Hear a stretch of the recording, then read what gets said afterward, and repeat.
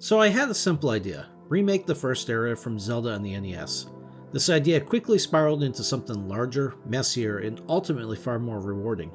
Let's see how my misconception of this being a simple idea started to unravel. Every journey begins with a single step, and for this project, that meant clearly planning what I needed to build. I set up the Trello board and outlined all the stuff I would need to create. To learn Godot, I had been following the Michael Games tutorials, and he provided us with some nice sprite sheets, easy-to-use game assets, and just made everything seem simple. In case you aren't aware of his tutorial series, I highly recommend you check out his channel link below. I followed another tutorial to create Zelda-like dungeon room transitions. I then altered it to make it my own by building out drop-down exports instead of having to manually edit the children of every room. You know what they say, the best way to learn? Rewrite your homework. I also needed sprites for Link, so I headed over to the Sprites resource. There I snagged the NES sprite sheets from The Legend of Zelda. I was filled with optimism, as I wouldn't need to make any art, until I realized I was wrong. These aren't pre-made sprite sheets ready to use out of the box. Nope, I needed to load up a sprite and fix their alignments, colors, transparencies, etc. This was a great lesson on how to use a sprite and doing basic cut and paste artwork. I completed building out the dungeon and was happy with where I was at, except for I had made one change from the original game. Every room now existed concurrently, even when Link wasn't in it. I needed to figure out a way to only trigger the room once Link entered it. With the basic layout of the dungeon in place and the tile maps done, I moved on to building a player detector system. This would emit an activate signal and trigger stuff in the room, such as making the enemies start or stop moving. Now that players could explore, it was time to introduce complex behaviors, movement, attacks, item interactions, etc. Enter the state machine. It sounds complicated, but really it's just make sure our character can only do one thing at a time. Again, check out Michael Games tutorials to learn more about state machines. Adding death effects was a particular highlight for me. Link could collapse in a dramatic fashion, providing endless entertainment during testing. Sometimes after a long day of debugging, I trigger the death scene just to watch the character flop over. A reminder, sometimes you need to take a break. I then added the HUD and the inventory screen, but with an inventory comes items, and in Zelda a lot of the items are animated, the hearts, the fairies, the rubies, etc. To this day the fairy doesn't fly and it bugs me, but creating an item that dropped, that then spawned a character that flew around, and yet was still an item that can be collected. Nope, she's going to fall on the ground and stay right there until Link comes and picks her up. That wasn't the only item drop that proved to be a headache for me. The other one was the stopwatch. Again, seems simple till you put it into the game. It stops enemies from moving for 30 seconds or until you leave the screen. But now that my dungeon existed as a whole and not single rooms, I decided to make that 30 seconds apply to the entire game instead of just the room. I still have a bug where if you hit a stopped enemy, they instantly wake and continue on. Maybe I should have made it into an ocarina that puts them to sleep instead, as that might make more sense. But little did I know, the HUD was going to be the linchpin for a massive scope creep, but more on that in a little bit. I spent a lot of time on sprite cleanup and trying to fix some real oddities. I've since learned that one of the graphical bugs I'm getting could have been remedied if I just gave a space around each cell of animation. But like George Lucas said about movies, a movie is never finished, only abandoned. Games are never finished, only released. One of the biggest struggles I found was trying to figure out how to make sword attacks feel right.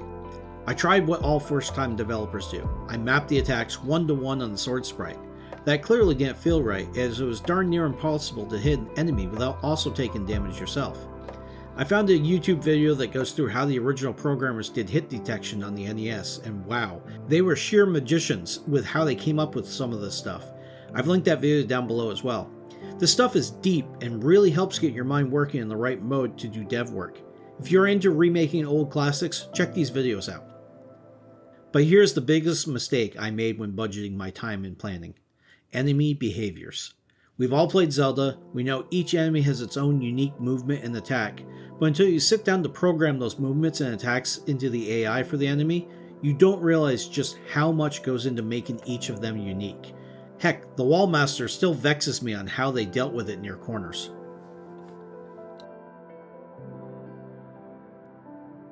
The world of Hyrule exists outside of the dungeon, so I started to build the overworld between the starting area and the first dungeon entrance.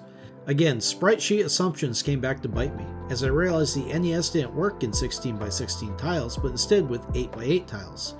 I had to get creative in a sprite and create my own tiles from the existing ones. I can't say enough about how much this project helped me get comfortable in a sprite to where now I don't think twice about firing it up to make edits. Here I was trying to wrap up the game and push myself to get featured in another creator's YouTube video. I spent about a week crunching, not to the video game industry standards as I have a real job and a family that needs my attention, but still a very focused week of my free time. It was both thrilling and exhausting, a testament to the chaotic beauty of game development. This game was complete, or was it? I played through my vertical slice and was quite happy with what I made.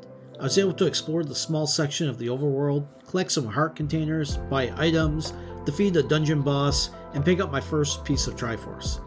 But each time I went into the dungeon, I looked at the HUD showing this dungeon's map. I began to wonder, how can I replace that map when I go into the moon dungeon with a new one? That one question gnawed at me for a while. Eventually I realized I could make an instant scene that gets loaded when you enter each dungeon. Just when I thought I was at the end, the project's scope exploded. What began as a simple one-level vertical slice soon required modular systems, expanded dungeons, and new mechanics. The scope monster is real, and it feeds on ambition and optimism. Suddenly, I was redesigning entire systems to accommodate features I had never planned for, multiple dungeon layouts, upgraded graphics, and a new gameplay system I had never used with Zelda BS. I figured that a simple upgrade to SNES graphics would be an easy lift, and then for some reason, Halo Remastered crept into my mind. What if we toggled the graphics between the two versions on the fly? It'll be so cool and no one else is doing that with their Zelda games? Well, in hindsight, I now see why no one else is doing that. If I had planned from the beginning to add that feature, I don't think it would have been so bad, but having to revamp all of my existing systems to make it work drove me to quit working on the game. I couldn't figure out how to make an overworld work without breaking it into screens. I had several hundred enemies, and the game took forever to load, and the world slowly became empty as you killed off the enemies. I had a HUD that still showed NES graphics, even though the game world was in SNES glory. I had Octoroks that looked goofy facing certain directions. I had animations that looked good in one version, but not the other. Something that appeared to be simple and quick was anything but. It was disheartening. Ganon had won and crushed the will of this developer.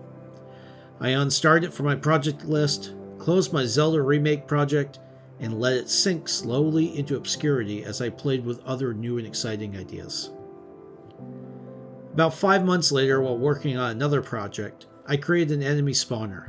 Like Link, I had an awakening. I realized I could use the dungeon player detector coupled with my spawner to dynamically populate the world. I was ready to jump back in and finally finish it up. That one spark was what I needed to do that final push. I crunched through and was able to finish up all the parts I needed in less than 2 months of work. I released a good enough version of my game on itch in September. There were moments when making this game it felt overwhelming, when the best solution was to get up, step away, regroup, and try to remember why I started doing this. Through it all, through all the bugs I squashed, through every feature I added, and every unexpected challenge, it all provided valuable lessons.